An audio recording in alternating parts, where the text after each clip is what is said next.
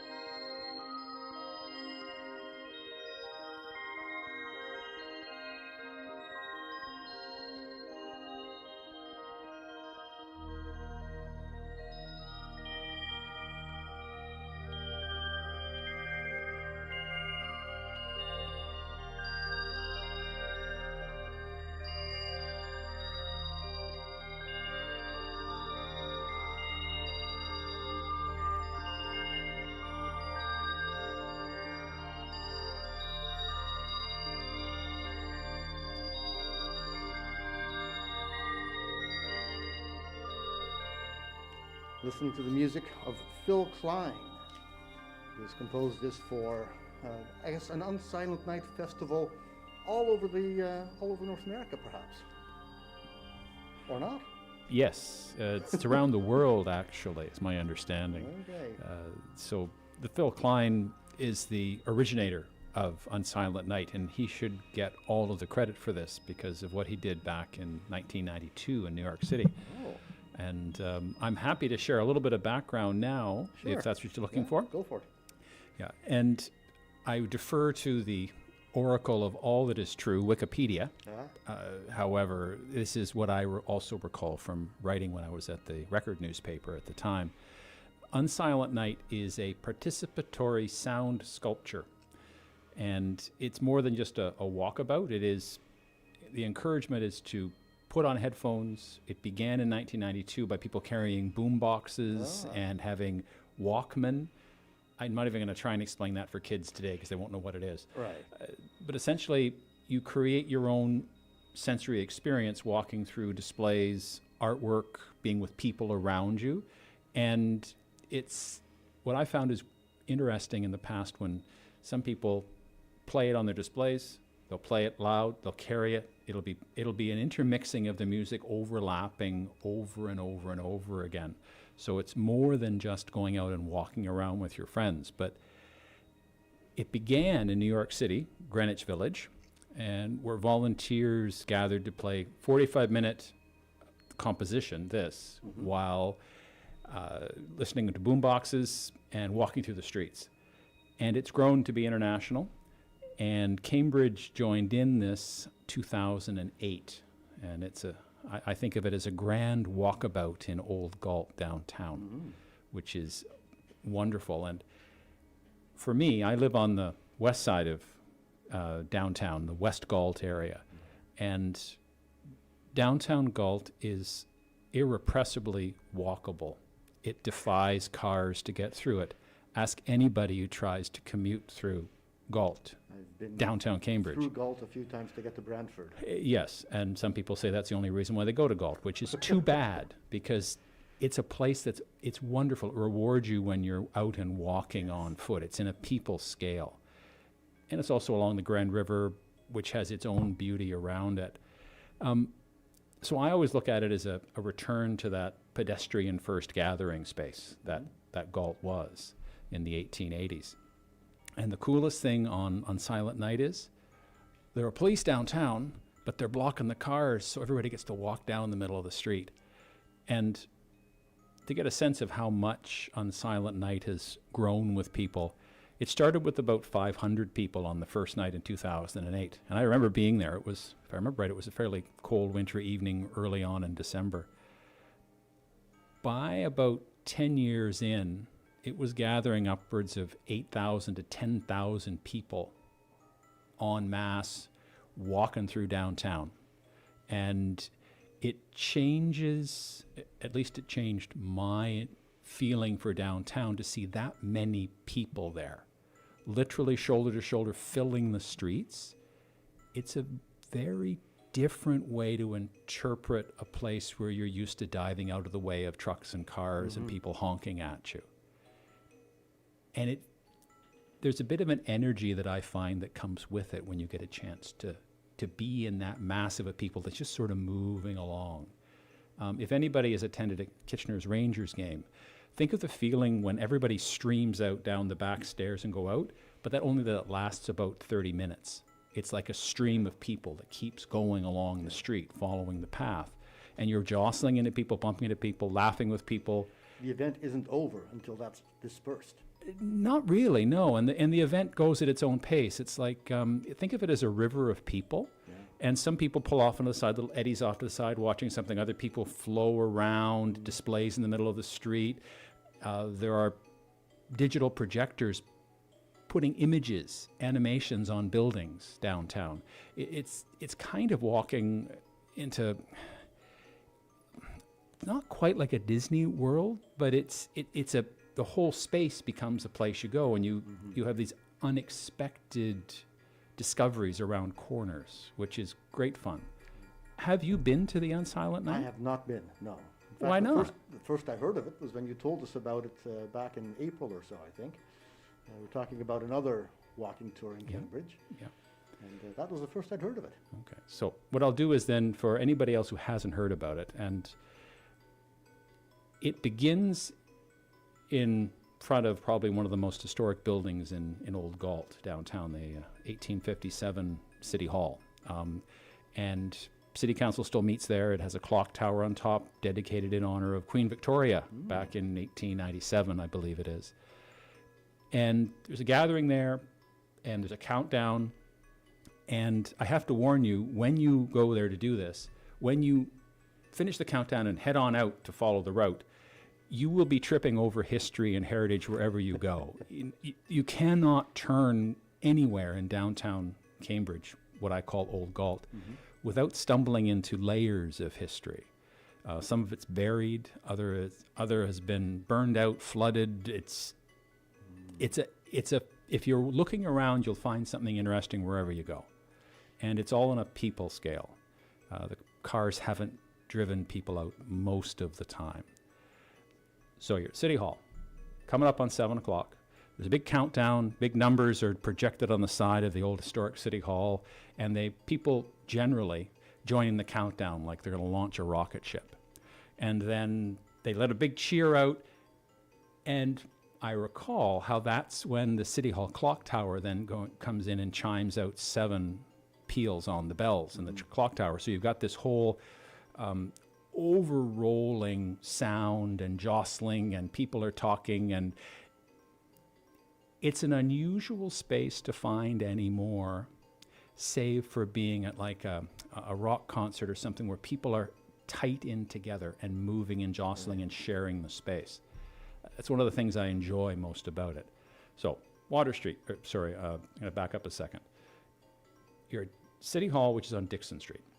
And the official city map that they tell you, there has to be bureaucrats involved to tell you what the road is going to be. But these are the streets that are closed for the event. Okay. So, you're on Dixon Street.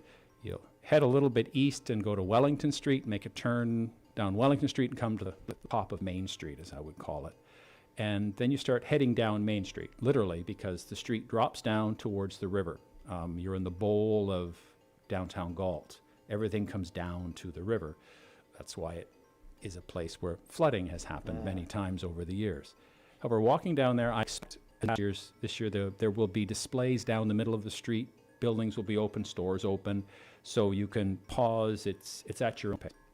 A lot of artwork, some performances. I've seen buskers there, people on stilts and flaming torches and everything else, and it's wonderfully kitschy and it's wonderfully fun because there's something bit of fun for everybody in it. And heading down Main Street, and if you're fortunate, I hope it snowed. I hope there's snow on the ground for it, and it's just around -1 because it changes the lighting in the space. All of a sudden, everything's lighter around you, and people are stomping around. There's some music to the walking as well, along with the electronic kind of music background. Continue on down Main Street, cross Ainslie Street, and you, at the point, enter what would be a heritage conservation district. All the buildings on the south side of the street between Ainslie and Water composes one heritage conservation district that the city decided to protect under the Ontario Heritage Act about 40 years ago. And that's the section of street that all the film crews love using. Oh, yeah. And when you're down there and you head down closer to Water Street, you will see some storefronts, 3 or 4 of them together, that have French lettering on them. And you look inside, but they're empty. Building's been renovated. The owner is waiting to bring in a quality restaurant. He's a very patient man. I don't know if I'm that patient. But when they were filming, it was a Netflix series. That stretch of Main Street stood in for a street in Belgium. I forget the city in Belgium. But that was the construct, and they came in and they put it was like a bakery, and they decorated it all up, and they dressed all the windows, and they had car chases down there, and they left that behind. So it's like you've got this echoes of filming downtown as well, and that's also the street where you would, in the summertime, wintertime as well, you might see filming of The Handmaid's Tale down there. That's the core of Gilead downtown. You can look around and do that. But that's a whole other show. The city actually just had a wonderful walking tour. They created self-guided to take you around to all the filming locations. You follow on a map and see stuff. And they had mannequins in the handmaid's garb up in the glass tunnel between the old and new city halls. And it was well done. And I heard people were coming in from 2 and 3 hours drive away, having a grand old time walking it, because it's such a cultural phenomenon. Yeah. But back to walking. Now there's snow on the ground, you're walking along, you're in that heritage district, and you'll cross Water Street, and you can see the river ahead of you. But I would like you to know that you're crossing a street where LRT used to run. Yes. That was where the first LRT used to connect Preston and Galt. It ran down Water Street. Carriages made in Preston. Exactly that. The people actually was a little waiting station. I think it's 10 Water Street North. It's a storefront. It's still there. I think it's a clay kind of space right now, but it used to be waiting down there because so much traffic. It was the way to go shopping on Main Street. And in the early 20th century, Main Street and Galt, it was to go. clothing stores, shoe stores, filers. You had a department store stretch. It was a place where people came in from a long distance to go shopping. It would have been the shopping hub. It would have been like a shopping mall would have been. I would say like a shopping mall because they're getting pulled apart again. But it was a place for people and for walking. And I've seen photos of downtown where it's just jammed with cars, jammed with people at the same time. So this brings that a little bit of that back. Right. Across the bridge, arches, the concrete arches, and that's about, it's in 1931. That was the 1, 2, 3, 4, 5, 6, 7th. I think it was the 8th or 9th bridge there, because all the other ones keep getting washed away or damaged by floods. So that one's stuck around. So across there, and you cross the river, and you're in Queen Square, which is, you will know you're in Queen Square because there's a great big Christmas tree in the center of that space where the fountain would be, the Gore Centennial would be in the summertime. It's covered in space. Okay. So that's kind of your landmark to go to. And then when you're down there, you can also go over to the Queen Square Library as well. The library branch on a Friday night, especially for the event, as a warming place if you want to. And washrooms, which are important. Unfortunately, washrooms are at a premium downtown. I'll warn you about that. So you get across there, you make the turn down on Melville Street, and you'll be walking right past the University of Waterloo School of Architecture. And that is, in its own way, an historic industrial building. It's an old silk mill from about a century ago that the that local investors put money into to renovate it into a world-class architecture school. And if you get a chance, go inside, and I'm hoping they have tours inside to walk around in there because it's clean, but it feels like an industrial building. And if you ever get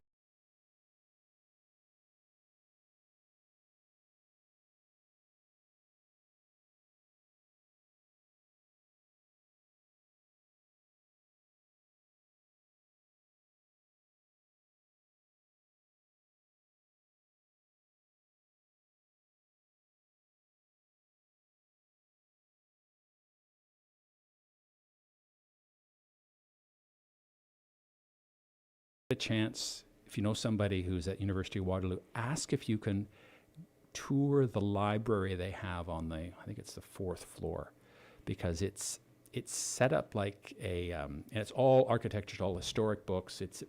I've had one walk through it, and it is a wonderful space if you like books and want to sit down and be surrounded by an analog world with beams overhead and pipes exposed. It feels kind of steampunk, and it's not open to the public. You got to know somebody, and I wish I could find somebody else to let me in and poke around in there. Yeah. I don't know if there'll be a tour of that, but it's worth, if you like books and an experience like that, take a peek inside and see where you can go. So that's the School of Architecture, and it'll be lit up, and I expect that there'll be displays from the architecture students outside as well. In the past years, they have been really active in this because it goes to the idea of architecture is a living thing bringing people together. So it's fun that way.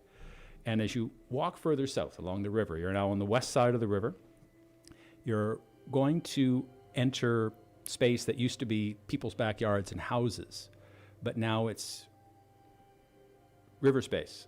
It's given to open space, and it's part of the flood control that was installed after the flood in 1974. Berms and concrete walls in some places, but there was an effort made to make sure it was accessible to people. And there are a couple of small buildings left there that were not removed to make room for the flood control. There's the little Ferguson cottage, which is about 1840, a little worker's cottage, cut stone. It's there, and it's surrounded by gardens, and the Galt Horticultural Society maintains the gardens around it. They don't look so good now in the wintertime, but you're going to be walking past that, and then you're entering the Cambridge Sculpture Garden, which takes over that space, and it's an outdoor sculpture garden space to walk through, and I expect there'll be displays within that and illumination, and to give people an orientation for it. Have you ever been down to the Gaslight District in Cambridge? Yes. This is across the street between Gaslight and the river. So when you're there, you can turn one way, look to the west, you'll see Gaslight Towers there, and they have their event space in there, and which its own place to go as well. It's a wonderfully curated space. But I want you to stay thinking about outside bathrooms over there. Again, calling those out because I don't start being more aware of where washrooms are. Yes. And you can make a turn there, and there's a pedestrian bridge that crosses the Grand River. And it is a wonderful viewing spot. There's a spot midway point. It's kind of a viewing space. You can get a vista north of all downtown. And if you turn and look south, you get another vista looking south. It puts you in a sense of space in the river, but the bridges around you. That bridge was built on footings and pilings for a railway bridge that used to cross exactly that spot to serve a massive industrial area on the west side where the Gaslight is now. Right. Dirty, grubby, big, serviced in wartime. They made safes, they made boilers, they made armor plate for armor personnel carriers there during the Second World War. There were 2 major factories there. They're all gone. The remnant in the what is now the Gaslight District, some of the older Goldie McCullough, Babcock and Wilcox. So, and that was area for people potentially of my vintage. That was where Southworks Outlaw was. If people talk about, that was how that property was first recycled to use as retail, as an outlet mall in the late 80s, 1990s. And I can remember 6 and 7 tour buses rolling up there and people pouring out just to go shopping there. Really? Yeah, but that faded by about the 2000s, and now it's turned over again into residential. I moved into the area in 2000, so. Yeah, but it was its own space down there. So you're now downtown, you're about as far as south as you can be on the cross over the river. It's a selfie time. You're going to, younger kids than me are going to be out there selfieing. Everybody does it. It's a great space. Cross over to Water, and again, there's more flood works there. You're still kind of in green space. You'll turn, you'll go starting north back towards the downtown. And as you walk along Water Street, you will walk to a National Historic Site. The old post office building, an 1885 building with a church on it, was built by the federal government, and it was, I believe the architect was, last name was Fuller, the same architect for the Parliament buildings in Ottawa. Oh. There were like these package sizes of kits, I guess, for all of the towns. Depending on the size of the town or the country, you got a certain size of library and customs. So my understanding is this one has a National Historic Site designation to it because it's probably the best kept, best preserved building of that particular size anywhere in the country. Okay. It's a neat space, and I don't think it's going to be open, okay, because outside there will be digitizers putting animation on the side of the building, and it becomes its own display outside. Ah.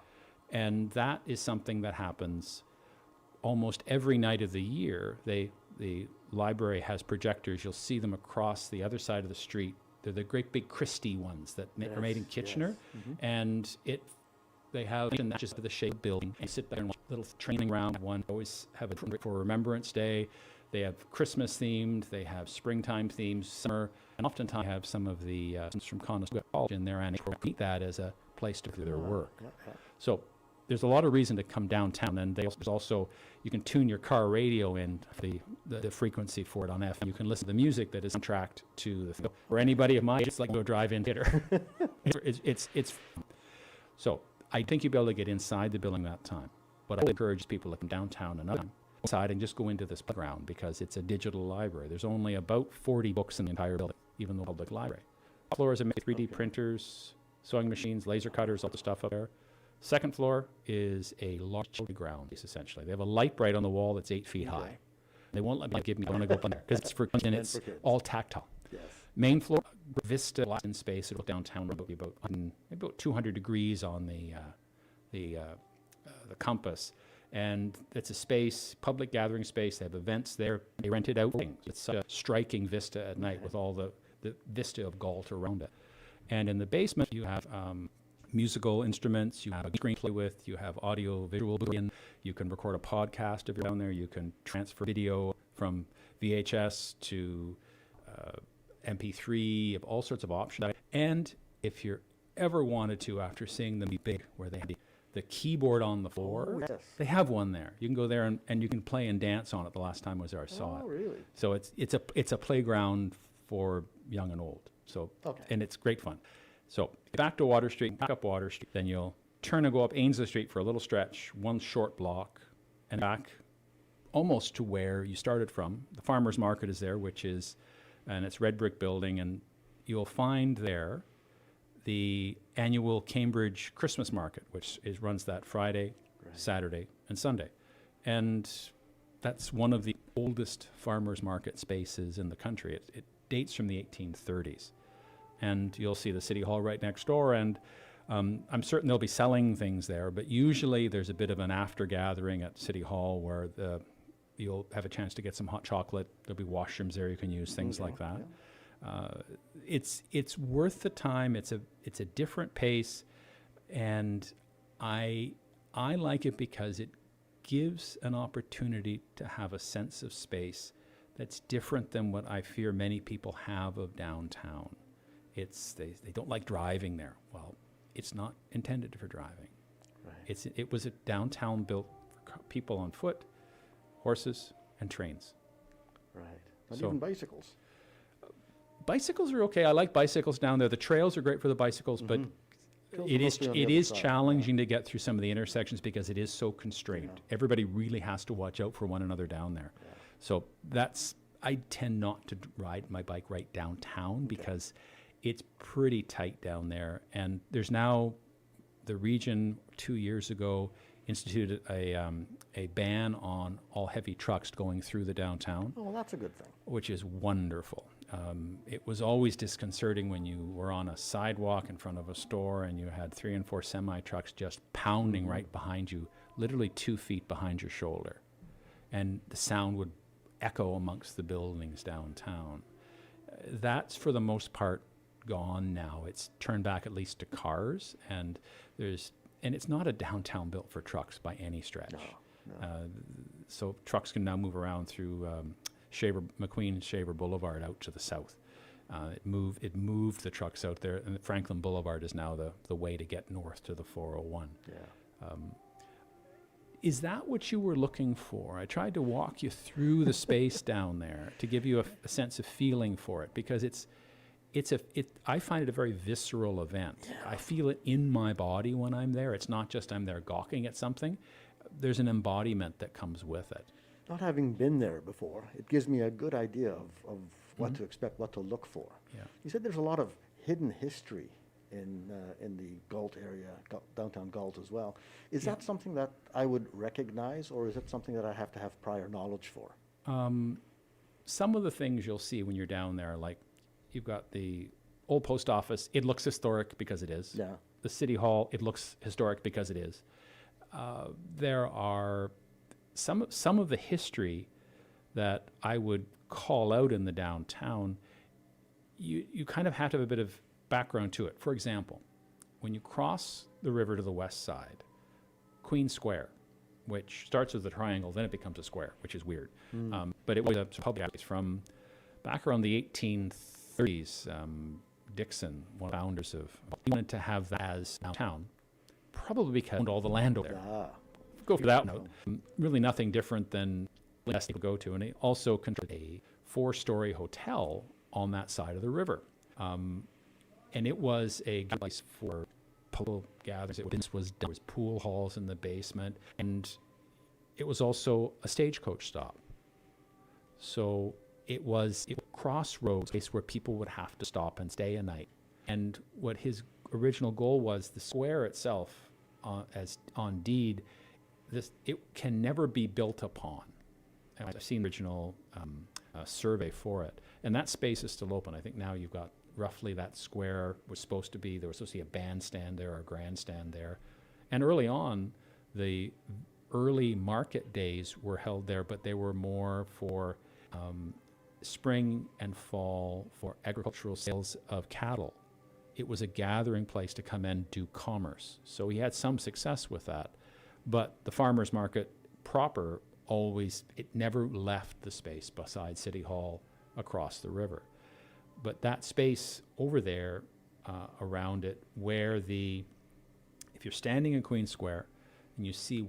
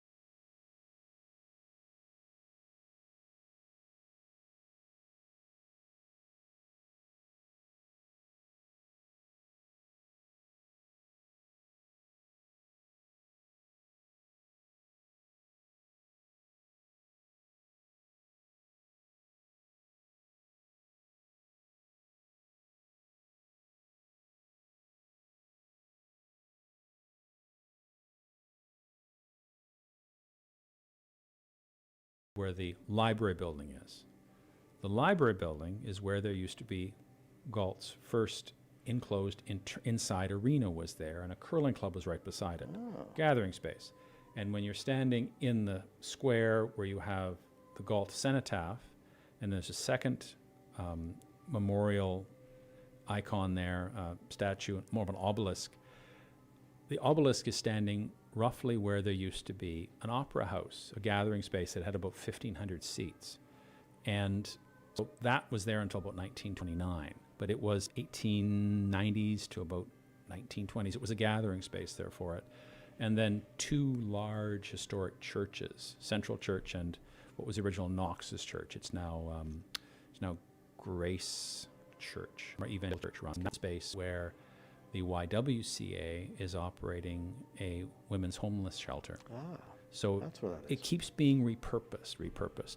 And going back to helping people to orient this from, if you watch Handmaid's Tale, where the Christmas tree is, you will see the Christmas tree. They light it up coming Thursday on the 27th, I think it is. Okay.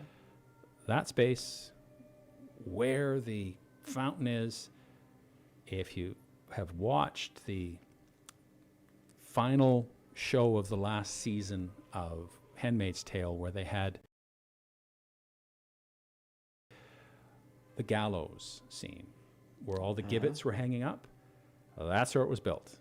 And it was kind of striking to walk downtown there, go into the library and look out and go, oh, they're filming again. And I go, oh, 1, 2, 3, 4, 5, 6, 7, 8, 9, 10, 11, 12 gibbets. Going, this is going to be a big one. But also it's what I find most fascinating about the movie activity down there. I know people get excited about it and it's fun. And occasionally you get people doing early on. There's also what, like, I always call it the death wall in some of the things where you see the handmaids are scrubbing along the walls. It's one of the flood walls down by the river. And they kind of isolate it when you look at it, so it's hard to tell, but it looks very industrial, angry space because it's to hold back floodwater. But that's where they film down there. But I remember after the first or second season, some people took wedding photos down there and posted them on Instagram. It didn't go over very well. It was an odd reaction. People went, you can't do that. But I'm going like, it's their wedding pictures. They can do what they want. But it was a weird response to it. Because of people's perceptions of the space. And they kind of chose it. Hey, we're at they're trying to overlay I took it as they were trying to overlay their own event on the special place they were at. What's weird is it's sort of normal in Galt for the filming. It struck me in the summertime especially. If you're out for a walk downtown, you could walk through a gaggle of handmaids walking across the bridge the other way, having a smoke on break. It's like, okay. And also right on Main Street, the Main and Water Street intersection, it's the core, probably the most historic corner, because all the buildings are at least about 120 years old there. You'll walk down there some days and you'll see all the street names have been changed to numbers, and because that's the aesthetic that you see in Gilead, everything's numbered.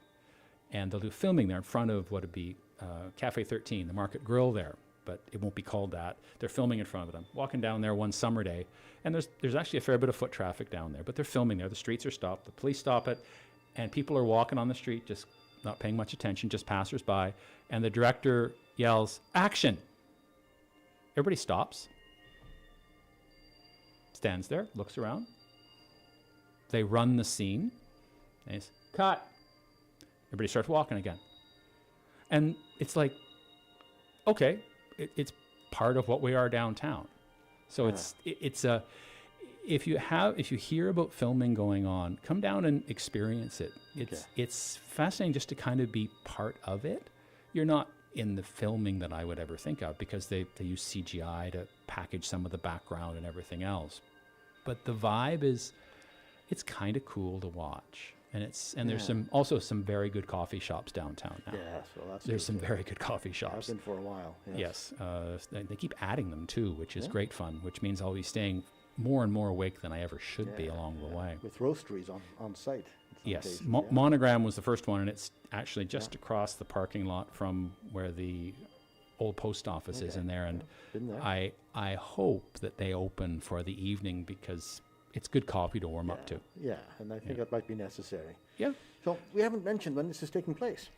It is the 5th of December, and I would say if you're going to travel to get there, plan on not being able to easily find parking unless you get there about an hour ahead of time. There is a lot of parking downtown, despite what many motorists would say. It's dispersed. Yeah. However, if you're going to have 5,000, 8,000, 10,000 people there, the parking disappears fairly quickly. What I would suggest is the Grand River Transit has the Ainslie Street Terminal is right downtown. It's about a block away from the City Hall space.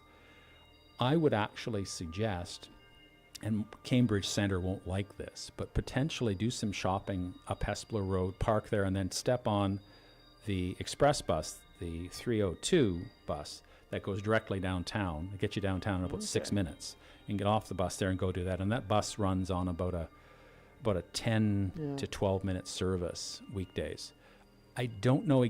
I would say do that before 7 o'clock because once they choke it, both Water and Ainslie Street are its normal runs, so they'll have to divert. It'll slow it down.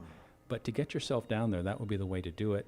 And go there a little bit early and get yourself a good meal. Like the Mule has Mexican food down there at the corner. Justin Bieber likes it. He's down there, selfies with it.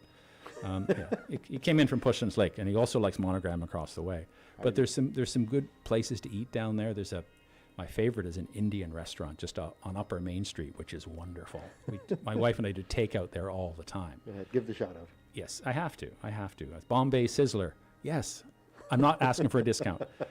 But there are things worth going there to do. And they aren't big and shiny. They're at a people scale. And there's a love of downtown, even if you'll hear many people grouse about it, that it's not like it used to be. None of the downtowns are like it used to be. Kitchener downtown isn't like it used to be. No. Quite frankly, I can think of when I first came to this area. I grew up south of Hamilton, and I came up to Kitchener, to Conestoga, to study at Conestoga College in the 80s. And downtown Kitchener, it was happening, but there were a lot of bars downtown, and it was happening in ways that many people may not have liked. It was a different cultural time. And that's different than what downtown Kitchener would have been before the Second World War and before the First World War. It keeps changing. You can look at the pictures of downtown and see the changing of the eras as time progresses. And I'm a fan of downtown Kitchener. I like it. It's just very different than downtown Cambridge. It's a little beefier, a little bigger space in downtown Kitchener. It's more spread out. It doesn't have a river constraining it through the middle. Right. And I know when I used to work downtown at the old Cambridge Reporter, and the office was right downtown, right beside where Monogram is now. The building is gone. We worked a deadline, and I go out and I go for a walk for about 20 minutes, and I'd walk the bridges downtown. I could do the loop and cross all of downtown for the bridges and just use that. And I really fell in love with the space for that, even though it wasn't beautiful, it wasn't pretty. There were still some industrial operations going on downtown as well, and there was also a Woolco store. You had the Wright House was downtown, big anchor department stores. Right. And $1.44 day, people were lined up outside on Tuesdays to get their bargains. I'm going, there's nothing new about bargain hunting, except now people sit at home in their pajamas and go on Amazon get it for delivered. it. Yeah. But it's worth walking. I really enjoy that. And I'm hoping that what I've described here encourages people to come down and explore it on the night on Silent Night, which will set aside about an hour and a half or so for it to really walk it. And there'll be so many people, you can't walk it fast because there will be friction amongst the people. Right. And it's not meant to be walked fast either. It's meant to be enjoyed at a leisurely pace, I would think. I don't think so. Like, if I look at the map, and I'm going to hold it up here as I look at it, describing it for radio, if I were going to walk that, I could probably do that walk in about 20, 25 minutes maybe. Yeah. But it will take easily double or triple that because there'll be things to see along the way and share. And it is magical, especially if there's some snow in the air and the river starts freezing up and everything else. So wear clothing that is really appropriate, because there may not be along some of the stretches a place to dive in and warm up.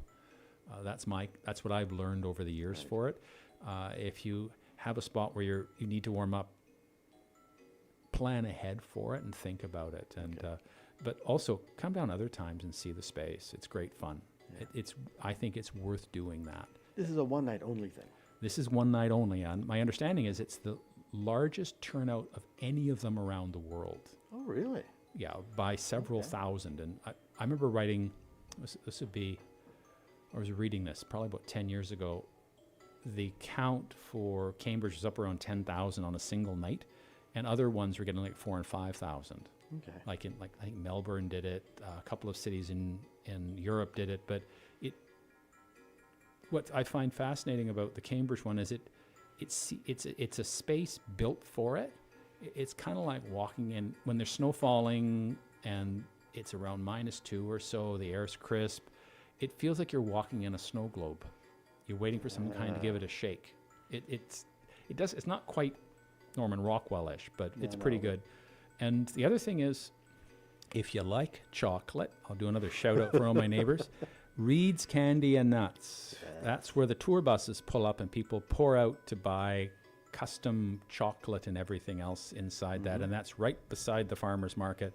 And I would be astounded if the Drew Smiths didn't have their doors open that night to serve hungry people who would very much like to have chocolate. And chocolate and holiday celebrations go together. Yeah, that place is beautiful bedlam in there leading up to Christmas Eve, because that's where everybody goes, I got to get something. I'll go down there. And they move so much chocolate through there. And it's just a lovely space, too. Hallmark movies have been filmed inside that store because it's so warm and fuzzy. It's wonderful. It's wonderful. What do you know about the music and the composer, Phil KIine? I don't know much about that. It's always been a bit abstracted to me when I've written about it in the past. This is the packaging that goes around it. My personal impression of the music is it's meant to be a bit of like a soundtrack, a bit of a way just to get something to fill in any of the gaps while your attention turns to something, and then the music is in the background. You can turn back again. I would liken it to, in the summertime for me, having a baseball game on the radio when I'm doing something else, so that I could bring my attention and let it move around. It doesn't overpower me. That's what I've always thought about it. It's very ambient music. I think ambient's a good choice to talk about it, and it doesn't overpower the experience around. Yeah. It's the same piece of music that gets used every year, and that's in my all 26 cities across the world. That's my understanding. I guess that's the brand that carries across all of them. I've heard of soundscape events like this, where the music is keyed to the events as you're walking. So you have to start your recording at a particular time and then keep pace with it, so that the music crescendos when exciting things are visible. And I think that would be fun, although I don't know if I can do that with 10,000 people though. That would it would be when I think back to when it's been a couple of years since I've attended it. I've been there on nights where it's been like 2 and 3, 4 and 6 degrees, quite mild, and it depends on when it lands in the calendar too. Sometimes they run it very early. I believe first or second year they ran it like about 2 days before Christmas Day, so you had real winter weather. But it depends on when it lands, and I believe, and I would expect this year they picked the 5th if they could get it, because it lined up nicely with the Christmas market stuff. It's an add-on kind of thing to bring people down. What I would think about with how it fits together, it's just a space to go out and not feel, at least I don't feel, that I have any agenda that night. I'm just going out to explore and see what I can find. And I think everybody will leave with something different from it, because there's a lot of stuff down there to do. And there's no worry about watching your back for cars as well, which is a rare thing, because wherever we go, there's going to be cars. And I'm not sitting here saying that cars are evil or anything else. I'm saying it's nice sometimes just to let people have a space where they're not worried about the cars and interaction. Right. And cars can be someplace else. There's no surprise that this is going to be slowing down traffic. Anybody wanting to go to Brantford. You can get a different perspective of the downtown as well if you're able to walk down the middle of the street. Yeah, it's not exactly the comparison, but I know whenever I've walked the waterfront in Toronto, and that's very intentionally pedestrian-oriented space down there. That's been a lot of intention in doing that, bike lanes and everything else. For me, it gives a different perspective of a major metropolitan area. And in Cambridge, we're blessed with having 3 downtowns. They're all very different. And I encourage people to visit all of them. Especially, I've lived in all 4 corners of Cambridge, as I say it. I've lived West Galt twice. I've lived on east side, East Galt, up towards the Delta intersection. I've lived in Preston, near the sewage treatment plant, all these landmarks. But also I was only about 2 blocks away from walking the downtown strip along King Street. And to get my visitor's visa for Hespeler, I had to marry into Hespeler with my first wife. It's great fun. And Hespeler is another downtown that's built for pedestrians. It really is. And it's very compact and far more so than Galt. It is. And it has the benefit and the challenge in downtown Hespeler that there's now a bypass road that goes around it. Hespeler Road, originally the Highway 24 bypass, it goes up from the roundabout at Queen Street and heads north, and it diverted all the traffic out of downtown back in 1992 or 93, I guess it was. So it gave the space back to people. And there's a bit of more muscular kind of buildings that have gone in. The old American Standard factory downtown has been converted into condominiums, and there's apartments there, and there's another condominium project just finished at the corner. But it still feels like a little mill town, and you're right on the Speed River there. It's a very walkable space. And the coolest thing for me there is, and the Cambridge library system, it likes to make interesting spaces to go to. It has won 3 international architectural awards for its buildings. One being the old post office, because it offers it's a re-adaptation of an historic building and gives people reasons to go to it. The library on King Street in the old Preston town, it has won an architectural award. It has a bit of a space outside. It's a more of an urban space, truly urban, and it has a book garden outside, a concrete space, but it has books and artwork around it outside, so it's stacks of books, so it's okay. And also it has a fireplace inside to sit inside and have a coffee beside while you read a book. It's like the old Indigo stores. But the coolest thing for me, and there are other events that are happening in Hespeler, and I believe there's a tree lighting coming up. I believe it's this weekend. I don't have the date on the top of my mind. But downtown Hespeler, it has a little Carnegie Library, one of the red brick ones. It's still in service. And it's been renovated and expanded about 3 or 4 times. The last big renovation was back about 25 years ago. And instead of demolishing it to double the size of the space, they kept the building, and then they built a great big glass box around it. So the building is inside, and it's like being inside a children's playhouse inside a larger building. And it's totally encased with glass, and the public art in that one is the patterns that are in the draperies that are hanging there to control how much light comes in, because essentially you're standing inside outside, because wherever you look you can see outside. The whole vista around the compass is there for you. And in the wintertime, there's gas fireplace inside there, Chesterfields, couches, and you can sit there, bring a coffee in. I hope the librarians still let me bring coffee in, but sit there, read a magazine while the wind blows outside.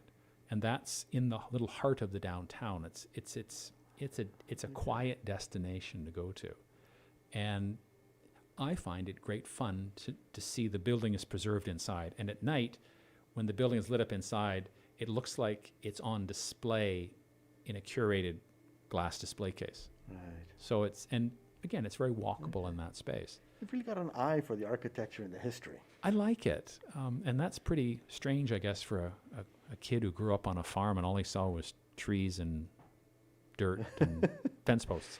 That may be the reason why. Maybe. But I like it. The spaces, the downtowns, they do what they were designed to do. And the other... And then things like Unsilent Night give those spaces a chance to be that.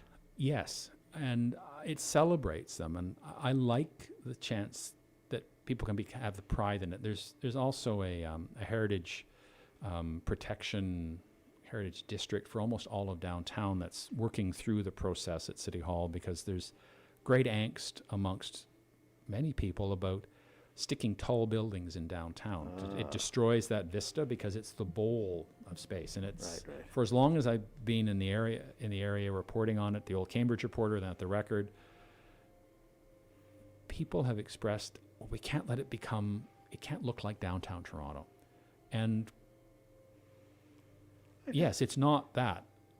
However, developers still have their property and they have rights to do things. So you have to balance it off. The way it's always been, the last iteration of it was the downtown closest to the river was, I think, has a maximum of 3 or 4 stories. It's the most you could build in that space. Okay. And the further you get away from the central core at Water and Main, at the bridge, you're allowed to, as you go up the edges of the bowl, up the Grand River Valley there, you can start building taller. And that's what's happened down at Gaslight, which still has left many people aghast by going, oh my God, they're taller than the church steeples. And there's another proposal for another tall structure right there. And at the north end of downtown, there has been approved it's 30 stories at least, beside the 2 towers that are there now, the Waterscape. And then you have the Mill restaurant complex there. Essentially, it's a hotel condo development in the middle, filling out the last bit of space on that old industrial site there, which would give a great vista over the Park Hill Dam and the train bridge to the north, and that north end, the vista across the impoundment there with the water and the reflections at night. One hopes that in 50, 75, 150 years that these new buildings will be seen in the same light that downtown golf buildings are today. I still think that's a hard sell for many people right now because it will change the landscape there. And the pressure is I'm fortunate. I live on the west side of town. I live in like a 1960s bungalow in West Galt. I'm just north of the Mount View Cemetery. And it's a historic cemetery. It's wonderful spaces. And that they're larger lots, a few historic houses mixed in. Where my house is, it's on the former Rose Hill estate out there that was all carved up in the 60s. And the original house is still there. I can see it through the trees. And then right next door is a former servants' building that's now still a house. So I've got little bits of history in suburbia, which is a wonderful delight. And I'm also wrapped around by there's a horseshoe shape of the train tracks out there for the Canadian Pacific. Canadian Pacific Kansas City Railway now. Yes. Which in its own right has been feeding the economy of Cambridge. And there's probably around 15, 20 trains a day going out there, and almost every one of them's hauling hundreds and thousands of cars made at Toyota, which help keep my taxes down. So I look at it as a balance. I'm pretty pragmatic, but there are times in Cambridge where I can sit back and go, my mind can wander back. Another example of something that keeps that small town feeling for it. On the west side is Dixon Park. It's where baseball people know Rob Ducey. He played his first baseball there before he moved on to the Blue Jays in the late 80s and 90s. And it was also the space where the Galt Terriers were semi-professional baseball and won championships in Southern Ontario repeatedly in the 20s and 30s. And about 1947 as well, after the Second World War, before TV came in and changed how people interacted with sports. But when you, in the summertime, or in the wintertime, summertime it's baseball. There's no outfield fence as well. It's the goofiest baseball stadium you're ever going to see, because if you, it can be, the ball can go another 400 yards past where you're standing. It keeps going towards the road. The left field is, I would not want to be playing left field because there's nothing. It just goes on forever. Right. But in the wintertime, there's a hill there in the park, because it's part of the rise of the land to the west, and it's a toboggan run. Kids have gone there, and their parents, probably for almost 2 centuries, to toboggan when there's snow on the ground. And it doesn't take much snow for everybody to get the itch and go out there. And I noticed it a couple of weeks ago when we had a little bit of snow. It wasn't that much, a little skiff of snow, slammed. People were out there. Everybody grabbed, had a toboggan at the door, ready to go. Wants to go tobogganing. Yeah, and what I've had the experience there is that it is absolutely family, everybody watching out for one another.